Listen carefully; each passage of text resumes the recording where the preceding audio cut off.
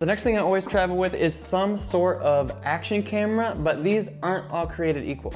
I've traveled with GoPros, Insta360s, drones, DJI cameras, and just my cell phone by itself, and I've discovered that each of these is best suited for a certain type of traveler. Insta360 is an awesome camera because you never really have to worry about pointing your camera in the right direction because it's recording in all different directions. This allows you to do some really cool stuff and even make it look like you have a drone even though you don't, but there is one big downside which makes it not the best option for a lot of people. And that is that after you record, then you have to sit down and edit, and you have an infinite amount of different angles to choose from, so it just takes forever to get the shot that you want. So if you have time to do that, it's cool, but if you don't have time to do that, then probably not for you. GoPros, on the other hand, are just overall quality action cameras that I personally like to use whenever I'm doing stuff underwater or rough activities where I'd be scared that a different camera would break. But if you're not doing any of those things, then there is a cheaper and more convenient option.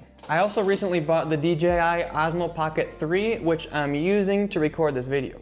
This isn't an action camera, so you have to be extra careful with it, but it has a bunch of cool features like a built-in gimbal and automatic face tracking, so you can move around and it tracks wherever you go. This comes in extra handy when you're traveling alone by yourself and you want to get cool shots of yourself doing stuff. But if you don't want to spend hours editing, and you don't do any action or underwater activities, and you don't care about recording yourself doing stuff while you're traveling alone, then maybe just using a good quality phone camera is the best option for you, and you can save your money and spend it on something else like an epic backpack that I'm about to show you. We've literally used our iPhone to record 90% of our YouTube videos, so you really don't need to spend extra money on an extra camera if you don't want to.